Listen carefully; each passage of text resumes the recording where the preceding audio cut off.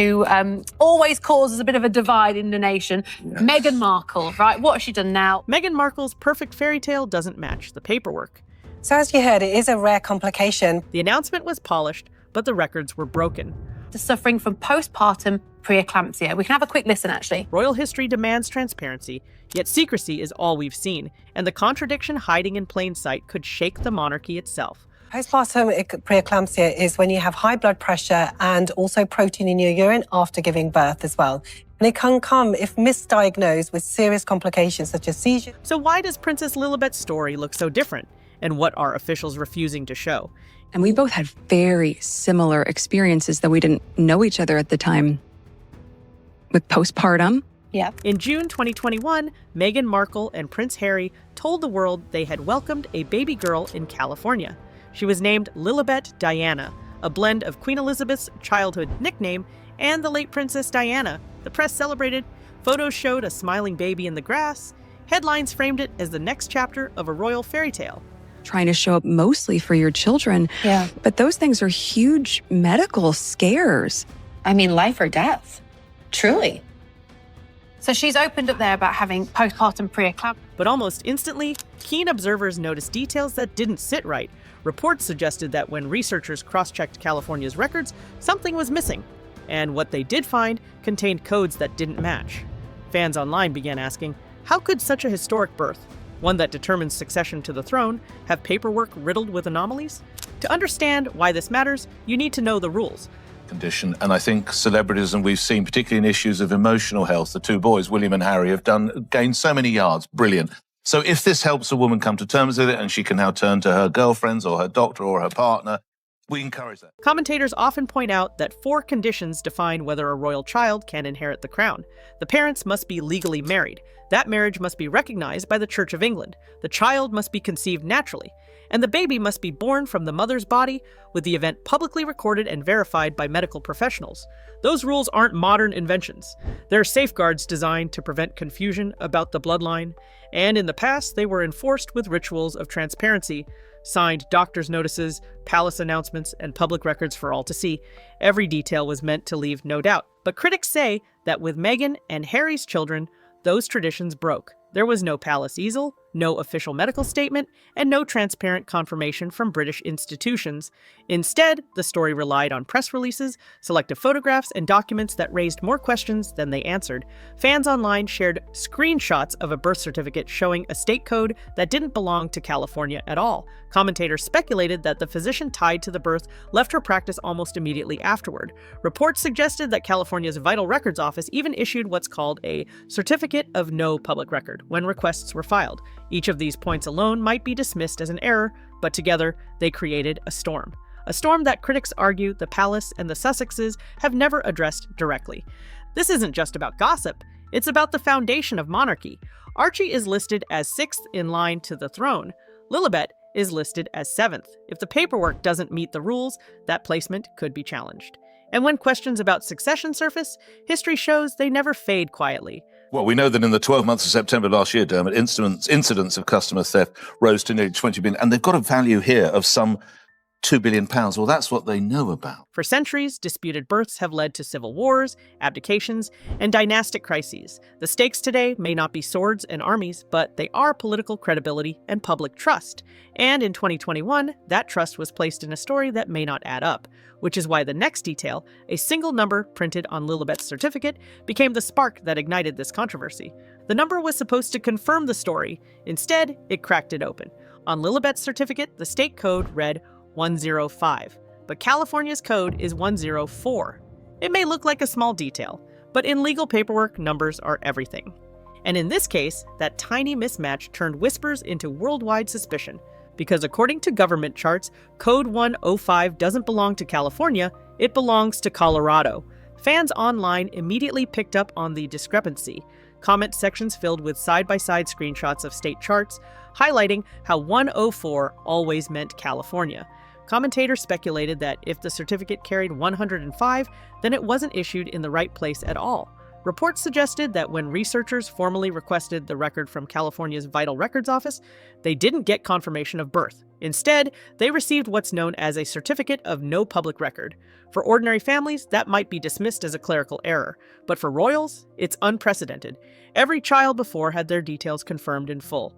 For Meghan and Harry's daughter, the official response was silence, or worse, nothing on file. Then came the story of Dr. Melissa Drake, the obstetrician linked to the birth announcement. If I go in there, how are they going to physically stop me? Because I will go in, and I know my rights, or whatever.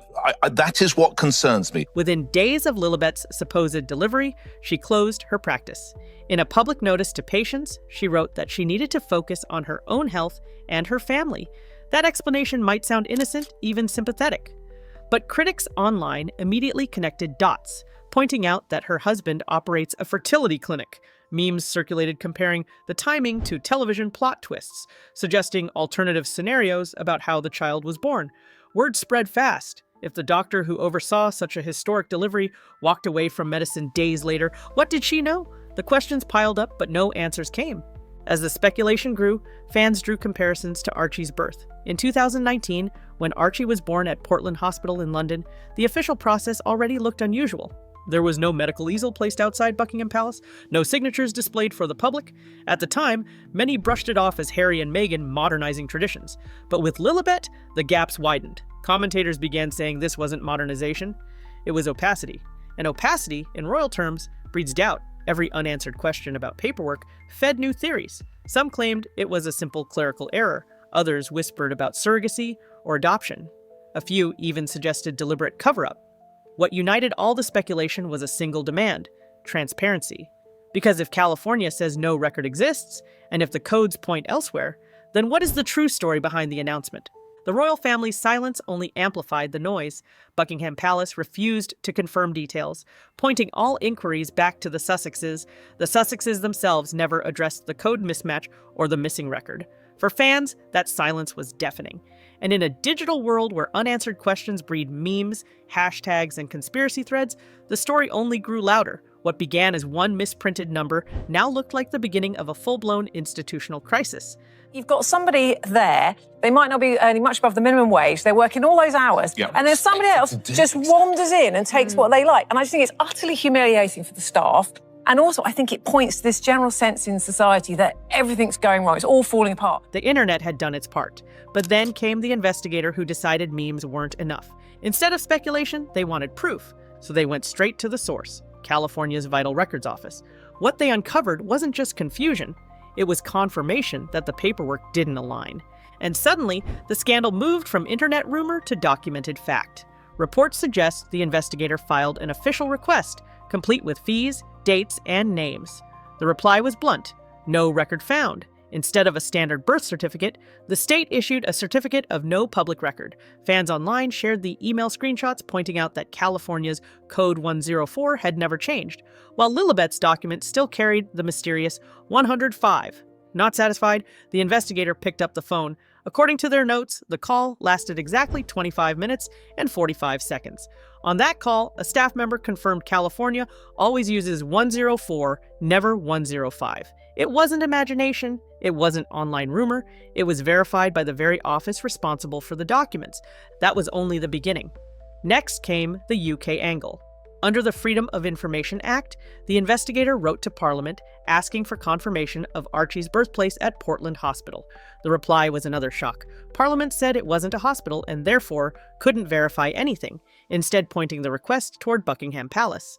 But here's the problem. The palace isn't bound by FOIA at all, which meant another dead end. Reports suggested that at every official checkpoint, the door was closed. California said no record. The UK bounced inquiries back to the palace. And the palace remained silent. For critics, this wasn't oversight. This was stonewalling. Commentators compared it to past royal births. When Prince George was born, the signatures of medical staff were displayed on a ceremonial easel outside the palace. The transparency was deliberate, meant to erase any shadow of doubt about the heir's legitimacy. But with Harry and Meghan's children, none of those rituals appeared. No easel, no signatures, no public documentation, just announcements, private photographs, and certificates that raised eyebrows. Fans online claimed this wasn't modernization, as Harry and Meghan framed it, but concealment.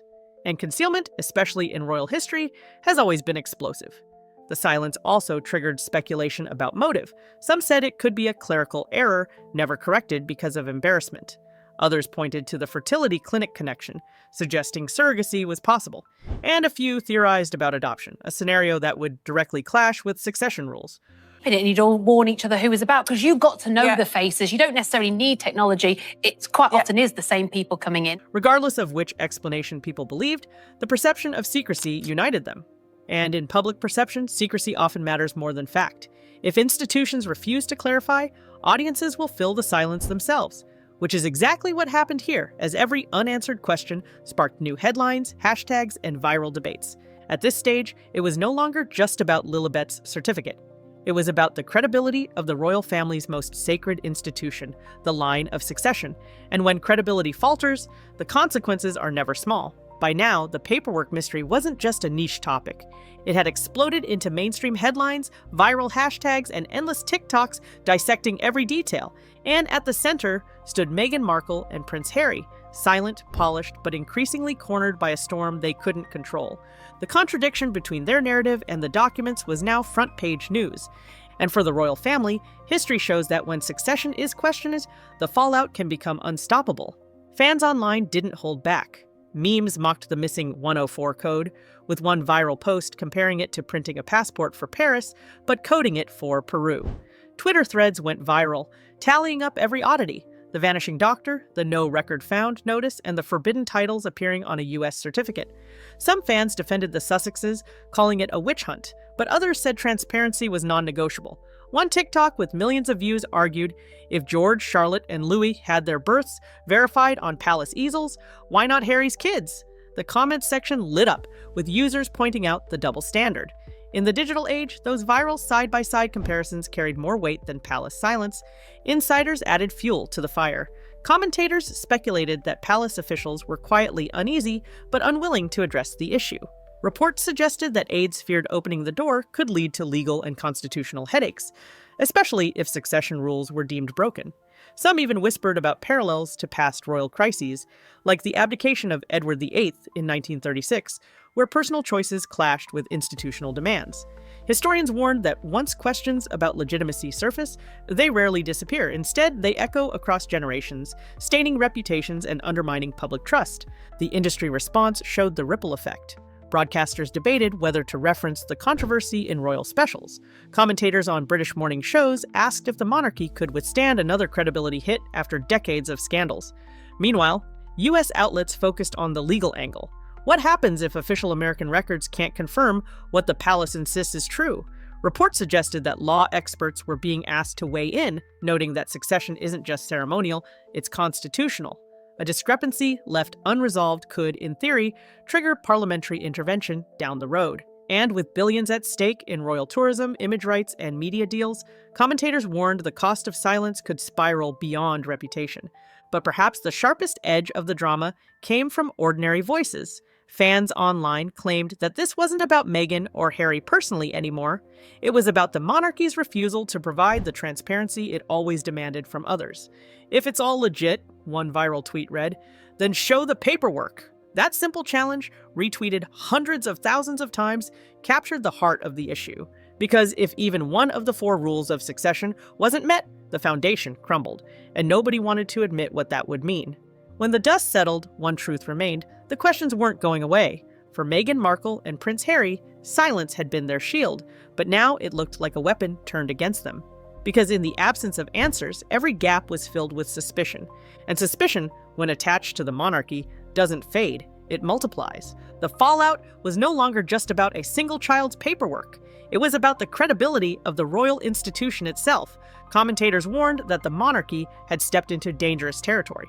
Unlike personal scandals, affairs, divorces, or feuds, this controversy went straight to the core, the line of succession. Fans online claimed that if the paperwork was wrong, the titles were in jeopardy.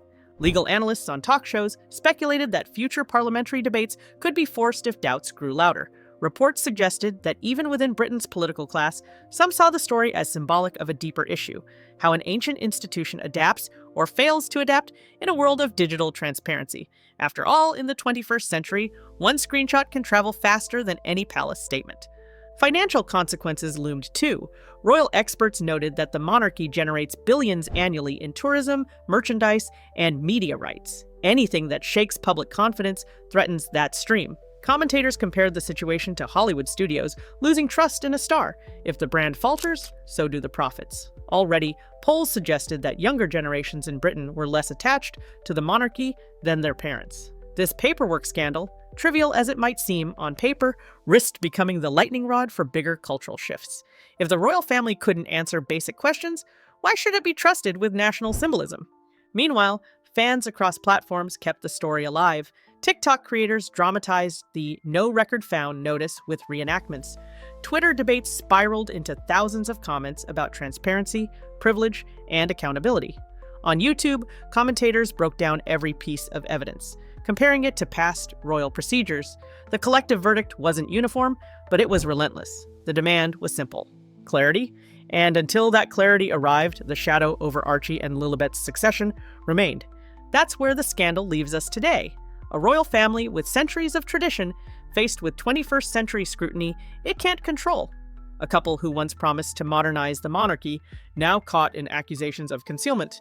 And two children placed in the middle of a storm they never asked for, their futures debated by strangers online. Whether the truth is clerical error, surrogacy, adoption, or something else entirely, the fact remains: the paperwork doesn't match the fairy tale. And in the monarchy, paperwork is destiny. If history tells us anything, it's that unanswered questions never vanish. They grow. And in this case, they grow at the very heart of the crown. So here's the real question: what happens next? If a simple code can trigger the biggest royal scandal in decades, imagine what else could surface. Subscribe now, hit the like button, and stay with us. Because when the next chapter drops, you'll want to be the first to see it.